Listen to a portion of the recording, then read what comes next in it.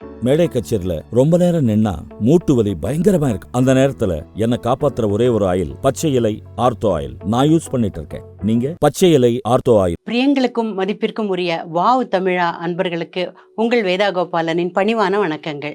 ராசி பலன், அதுலயும் 2024 வருடத்து ராசி பலன் அப்படின்ற போது மனசுல ஒரு பயமும் தயக்கமும் என்ன இருக்குமோ, எப்படி இருக்குமோ இந்த வருடம் அப்படின்ற ஒரு எண்ணங்களும் கேள்விகளும் உங்க மனசுல வரும். மிக்சடா இருக்குங்க. எல்லா கிரகமும் நமக்கு எதிராகவும் போகலை, எல்லா கிரகமும் நமக்கு சார்பாகவும் இல்லைன்ற போது நம்ம சமாளிச்சிடலாம். கொஞ்சம் பரிகாரங்கள் பண்ணலாம், கொஞ்சம் மனதை தேற்றிக்கலாம், அல்லது அந்த பிரச்சனை வராமல் இருக்க எப்படி காத்துக்கலாம்னு பார்த்துக்கலாம். இந்த வருடம் பார்த்தீங்கன்னா 3 கிரகங்கள் அடுத்தடுத்த நிலையில் இருக்கு. 2024 வருடம் சனி பகவான் கும்பராசிலையும், ராகு பகவான் மீனராசிலையும், மேஷத்தில் குரு பகவானும் இருக்காங்க, கன்னியில் கேத்து இருக்காரு. மேஷத்தில் இருக்கிற குரு பகவான் ஏப்ரல் மாதம் ரிஷபத்துக்கு போக போகிறாரு. அதனால ஒரு ஏப்ரலுக்கு முன் ஏப்ரலுக்கு பின்னு வேணாலும் நம்ம இந்த பலன்களை பிரிச்சுக்கலாம். எப்படி பார்த்தாலும் எந்த வகையிலையும் முழு வருஷத்தில் ஏதான ஒரு பகுதியாவது நம்ம எல்லாருக்குமே நிச்சயமாக நல்லா தான் இருக்க போகிறது. குரு இருக்கிற இடமாவது நல்லாயிருக்கும், பார்க்குற இடமாவது நல்லாயிருக்கும். அதனால் எல்லா ராசிகளுக்குமே இந்த 2024 நல்லா தான் இருக்க போகிறது.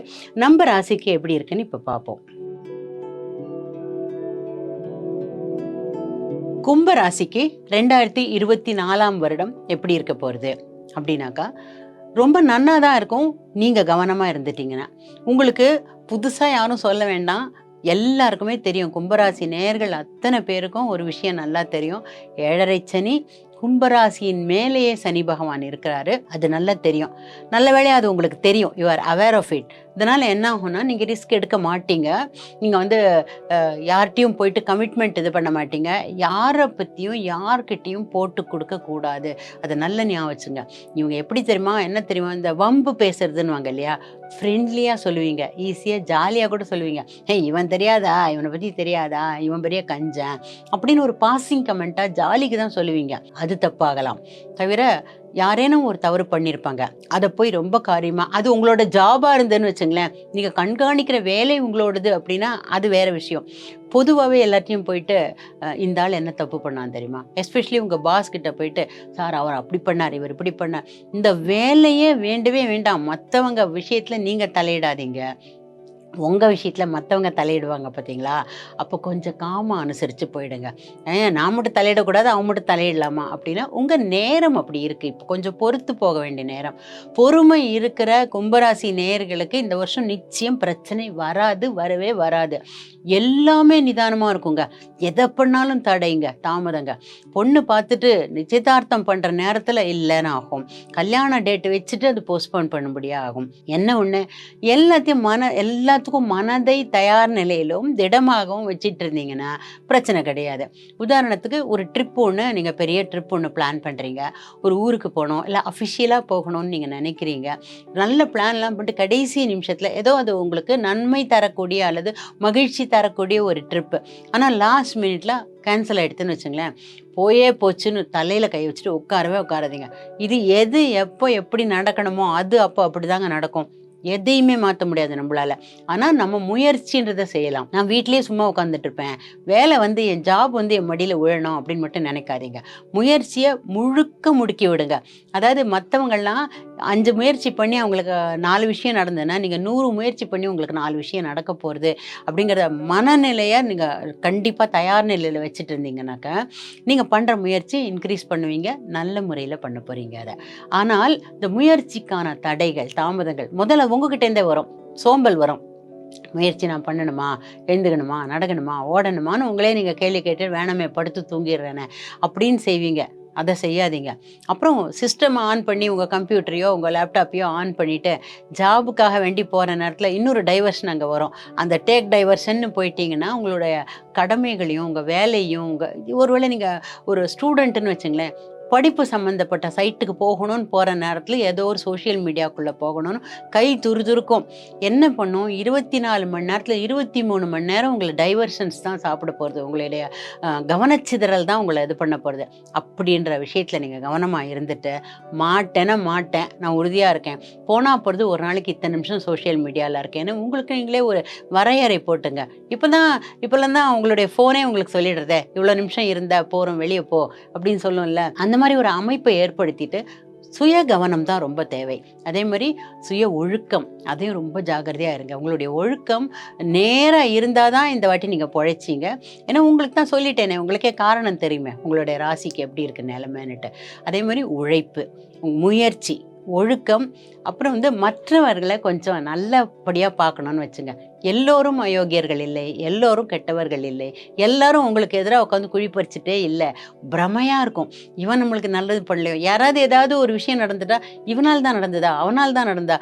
டோன்ட் கெஸ், ஊகமாக பண்ணிவிட்டு உங்களோட நிம்மதியும் தூக்கத்தையும் கெடுத்துக்காதீங்க. இன்னொரு விஷயம், வார்த்தையில் அத்தனை கவனமாக இருக்கணுங்க. நீங்கள் வார்த்தைகள் உங்களுக்கு பிரச்சனைகள் ஏற்படுத்தலாம். எஸ்பெஷலி குறிப்பாக குடும்பத்துக்குள்ளேயும் உறவினர்கள் மத்தியிலையும் வார்த்தைகள் பிரச்சனைகளை ஏற்படுத்தக்கூடும். அந்த டயத்தில் நீங்கள் ரொம்ப ஜாகிரதையாக இருங்க. ஒரு உறவினரை பற்றி இன்னொரு உறவினர்கிட்ட காழ்ப்புணர்ச்சியை காட்டாதீங்க. அதே மாதிரி உங்களுக்கு நல்லது செய்யறதுக்கு உங்களுடைய ஒரு மாமாவோ அத்தையோ உங்களுடைய தந்தையோ யாரோ ஒரு உறவினர் நான் உனக்கு இந்த ஹெல்ப் பண்ணுறேன்னு, எனக்கு ஒன்றும் வேணாம் போ அப்படின்னு தூக்கி அடிக்காதீங்க. அவங்க உங்களுக்கு நிஜமாக நல்லது செய்ய வந்திருக்காங்க. எப்படி அவங்கள நீங்களாக போய் உபயோகிச்சுக்க வேண்டாம் யாரையும், பட் அவங்க வர ஹெல்ப்பெல்லாம் விடவும் வேண்டாம். எனக்கு அந்த உதவி தான் உங்களுக்கு இந்த வருடம் ரொம்ப பெரிய நன்மைகளையும் தரப்போகுதுங்கிறது ஞாபகம் வச்சுக்கோங்க. அதே மாதிரி நீங்கள் இப்போது கவனமாக இல்லாத அல்லது ஆல்ரெடி நீங்கள் நெக்லெக்ட் பண்ணிட்டு இருக்கிற இன்னொரு விஷயம் உங்களுடைய ஆரோக்கியம். இந்த ஆரோக்கியம் உங்களுக்கு அந்த விஷயத்தில் நீங்கள் ரொம்ப ரொம்ப ரொம்ப கவனமாக இருந்தாகணுங்க. முன்கூட்டியே ஆரோக்கிய விஷயத்தில் எப்படி நான் கேர்ஃபுல்லாக இருக்கிறது, நான் இன்னும் கொஞ்சம் கூட எப்படி நான் என்னுடைய உடம்பை ஜாகிரதைப்படுத்திப்பேன் அப்படின்னு பாருங்கள். ஆல்ரெடியே நீங்கள் உங்களுக்கு சில ஆரோக்கிய பிரச்சனைகள் இருக்கும். 30 வயசை தாண்டினவர்னாக்கா சில ஆரோக்கிய பிரச்சனைகள் குறையும். உங்களுக்கு ஆல்ரெடி இருந்த பிரச்சனைகள் இப்போ குறைஞ்சு இப்போ 30 வயசுக்கு மேற்பட்டவர்களுக்கு பல விதமான நன்மைகளும் நடக்க போகிறது, அதையும் பார்த்துக்குங்க. ஆனால் ஆரோக்கியத்தில் நீங்கள் கவனமாக இருந்தாலன்றி உங்களை காப்பாற்றுறதுக்கு, அதாவது பயங்கரமான வார்த்தையாக நான் சொல்லலை, நீங்கள் சின்ன விஷயந்தான், ஸ்கின் ப்ராப்ளம் வர சான்ஸ் இருக்குது. சருமத்தில் உங்களுக்கு ரியாக்ஷன் வரும், இல்லை ஃபுட் அலர்ஜி ஆகும். நீங்கள் க்ளீனான நீட்டான இடங்கள்லாம் சாப்பிடாததுனால உங்களுக்கு அலர்ஜி வரும், ஃபுட் பாய்சன் ஆக சான்ஸ் இருக்குது, பூச்சிக்கடி, அது மாதிரி விஷயங்கள் தான் வரும். அதனால் நீங்கள் அந்த மாதிரி விஷயங்களில் ஜாகிரதையாக இருந்துட்டிங்கன்னா, சுத்தமான சுகாதாரமான உணவு பழக்கங்கள், கூடுமான வரைக்கும் வீட்டிலேயே சாப்பிட்றது அப்படின்னு ஒரு உணவு பழக்கம் ஏற்படுத்திக்கிறது, இதெல்லாம் உங்களுக்கு பெரிய நன்மைகளை தரப்போகிறது. உங்களுடைய சகோதரன் அல்லது சகோதரிக்கு பெரிய அளவில் நல்ல விஷயங்கள் நடக்க போகுதுங்க. அவங்க உங்களுக்கு ஒரு தைரியம், வீரம் ஒன்று வரும். அது ரொம்ப சந்தோஷமான விஷயம். இத்தனை நாளும் தானே நான் தைரியமாக இருந்தேன், வீரமாக இருந்தேன்னாக்கா, இத்தனை நாளாக என்ன தெரியுமா செய்தீங்க, எங்கே அடங்கி போடுமோ அங்கே போய் வீரத்தை காட்டினீங்க, எங்கே தைரியமாக பேசணுமோ அங்கே போய் சைலண்ட்டாக இருந்தீங்க.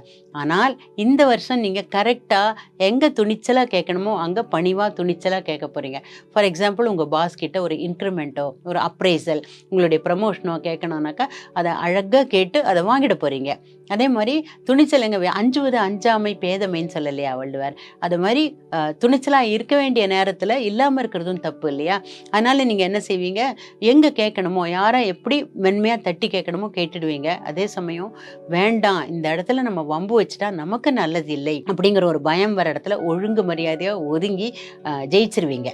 அது ஒரு டெஃபினட்டாக உங்களை பாராட்டப்பட வேண்டிய விஷயந்தான் அது.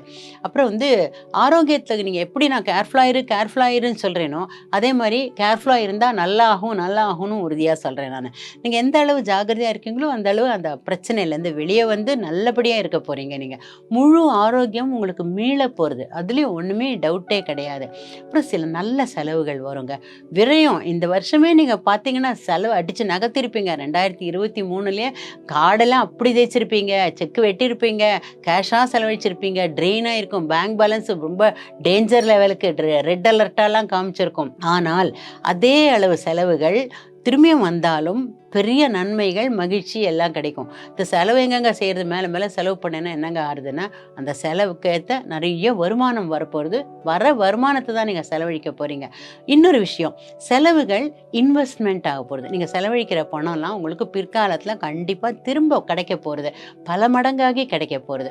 அதோட நீங்கள் பண்ணுற செலவுகள் எல்லாம் மகிழ்ச்சி, நிம்மதி, குடும்பத்தில் குதூகலம், உங்களுக்கும் பர்சனலி ஹாப்பினஸ், சாட்டிஸ்ஃபேக்ஷன் எல்லாம் கொடுக்குற செலவுகளாக இருக்கும். ஆனாலும் நீங்கள் செலவுகளை கொஞ்சம் பார்த்து அதாவது ஒரேடியாக நீங்கள் 5 ரூபாய் செலவழிக்க வேண்டிய இடத்துல 50 ரூபா செலவழிக்காதீங்க. அதே சமயம் 2 ரூபாயும் செலவழிக்காதீங்க. கொஞ்சம் 5 நாளாக்க முடியுமான்னு வேணால் பாருங்கள். சிக்கனமாக இருங்க, கஞ்சத்தனமாக இருக்காதீங்க. அதனால் 2024ஆம் வருடம் கும்பராசிக்கு, கவனமாக இருக்கும் கும்பராசி நேயர்களுக்கு அற்புதமான வருடமாக இருக்க போகிறது. Good luck.